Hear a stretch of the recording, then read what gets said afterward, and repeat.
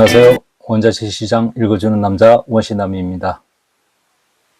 오랫동안 국제 곡물 시장을 분석하면서 정리해 놓았던 것들을 누구나 알면 재미없는 곡물 이야기란 대주제로 하나씩 꺼내보려 합니다. 앞으로 꺼내는 많은 이야기들은 여러분들의 지식과 상식을 풍부하게 만들 뿐만 아니라 여러분들을 국제 곡물 시장 전문가로 만들어줄 수 있을 것이라 생각이 됩니다. 그 첫 번째 이야기로 에거플레이션의 시대를 다뤄보겠습니다. 오늘은 에거플레이션이 무엇이고 1차 에거플레이션과 2차 에거플레이션의 발생과 그 원인에 대해서 살펴보도록 하겠습니다. 에거플레이션은 농업의 에그리컬처와 물가 상승의 인플레이션이 합쳐진 용어로 농산물 가격이 물가 상승에 영향을 준다는 의미를 지니고 있습니다. 이 용어는 2007년에 곡물 가격이 급등하기 시작하면서 생겨났습니다. 세계적인 금융투자회사인 메릴 린치가 2007년 4월에 세계 농업과 에거플레이션이란 보고서를 발표하면서 이 용어가 등장하였습니다. 미국의 투자은행인 골드만삭스도 2008년 분석 보고서에서 이 용어를 사용하면서 경제적인 용어로 굳혀졌습니다. 에거플레이션은 농업 부문에서의 가격 상승이 비농업 부문에서의 가격 상승과 비교해서 급격히 상승하는 현상이지만 에거플레이션 발생의 직접적인 원인은 곡물 가격의 폭등에서 비롯되었습니다. 에거플레이션은 이미 2000년대 말과 2010년대 초반 두 차례 발생한 바 있습니다.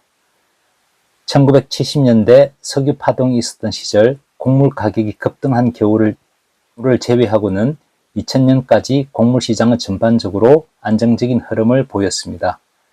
가뭄으로 인한 일부 국가들의 생산 부진이 간헐적으로 곡물 가격을 끌어올린 때도 있지만 곡물 파동을 일으킨 만큼 파장이 크지 않았으며 오히려 곡물 공급이 수요를 훨씬 앞지르는 잉여 시대가 이어져 왔습니다.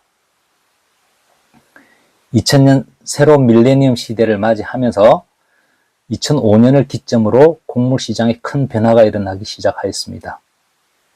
바이오 연료로 곡물 소비가 대폭 늘어나면서 곡물 잉여 시대가 막을 내리는 단계로 접어들었습니다. 잦은 이상 기온으로 주요 곡물 생산국들의 생산량이 감소함에 따라서 공급 부족 현상이 심해졌으며 곡물 수입국들의 수요 급증 역시 잉여 재고를 줄이는 원인이 되었습니다. 2007년 중반부터 곡물 가격이 급등하기 시작하면서 2008년까지 이어졌으며 이 시기를 우리는 1차 에거플레이션이라고 부릅니다. 2007년에서 2008년 사이의 곡물 가격 폭등은 수급상의 구조적인 변화에서 기인하였다고 볼 수 있습니다. 이 당시 호주에서 발생한 기록적인 가뭄과 유럽의 날씨 불순 등에 따른 작황 피해도 있었지만 세계 곡물 공급 측면에서는 큰 문제가 발생하지 않았습니다. 곡물의 공급 측면이 아닌 수요 측면에서 큰 변화가 일어났으며 곡물 가격 상승의 원인이 되었습니다. 중국, 인도 등 신흥국들의 소득 수준 향상에 따른 곡물 소비 증가와 미국을 중심으로 한 바이오 연료 생산을 위한 곡물 수요 증가가 겹쳐져서 에거플레이션을 발생하는 계기가 되었습니다. 러시아를 비롯한 흑해 연안 국가들의 수출 통제, 국제 유가와 해상 운임 급등 역시 곡물 가격의 상승을 부추겼으며 곡물 가격은 천정부지로 뛰었습니다.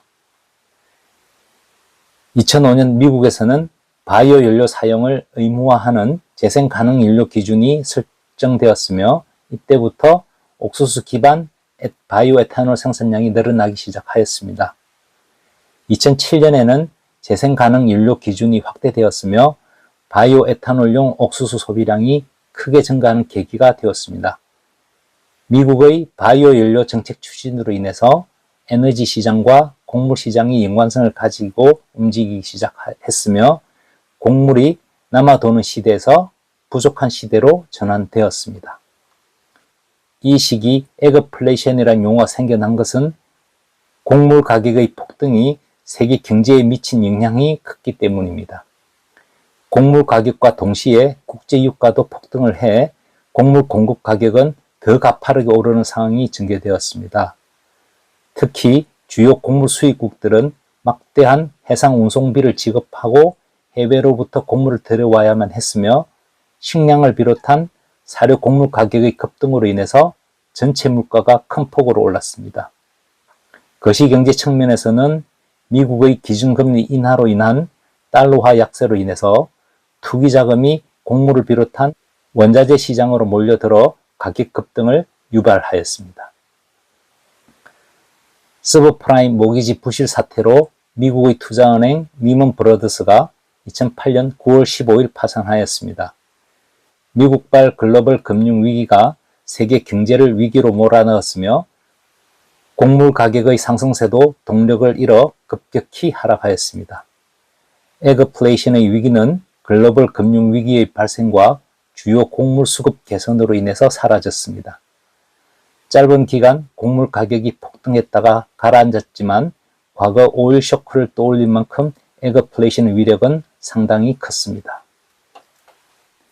1차 에그플레이션이 끝나고 2년도 지나지 않은 2010년에 기상이변으로 인해 주요 국가들의 곡물 생산량이 급감하기 시작하였으며 곡물 가격은 다시 뛰어올랐습니다. 러시아를 비롯한 우크라이나, 카자흐스탄 등 흑해연안 국가들이 내수시장 보호를 위해 곡물 수출을 통제하자 곡물 공급 보조 현상이 속출해서 곡물 가격은 사상 최고치를 기록하였습니다. 특히 세계 시장을 주도하고 있던 미국의 곡물 생산량이 급감하는 문제가 발생하였으며 이와 같은 상황이 2013년까지 이어져서 2차 에그플레이션을 일으켰습니다. 이 당시 미국뿐만 아니라 아르헨티나, 호주 등도 기상 악화로 인해서 곡물 생산에 상당한 어려움을 겪었습니다. 이 당시에도 국제 유가가 급등하고 달러 가치가 하락을 해서 투기 자금이 곡물 시장으로 대거 유입되어 곡물 버블을 일으켰을 뿐만 아니라 아랍권 국가들이 정치적인 변화를 꾀하는 주요한 계기가 되었습니다. 일명 아랍의 봄을 통해서 장기 독재 정권이 무너지고 새로운 민주주의가 찾아왔습니다.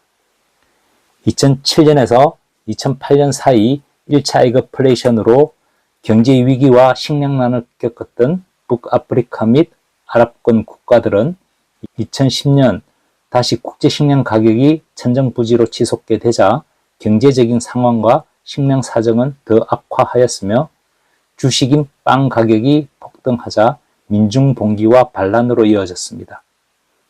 2010년 말 튀니지에서 시작되어 중동을 비롯한 북아프리카로 확산된 반정부 민주화 시위로 튀니지, 이집트, 리비아 등에서는 오랜 기간 이어진 장기 집권 체제가 막을 내리게 되고 새로운 민주주의가 형성되었습니다. 다음 시간에는 에그플레이션의 시대 두 번째 편으로 코로나19 팬데믹과 우크라이나 전쟁으로 인한 3차 에그플레이션을 다루도록 하겠습니다. 그럼 다음 시간에 뵙겠습니다. 지금까지 원자재 시장 읽어주는 남자 원시남이었습니다.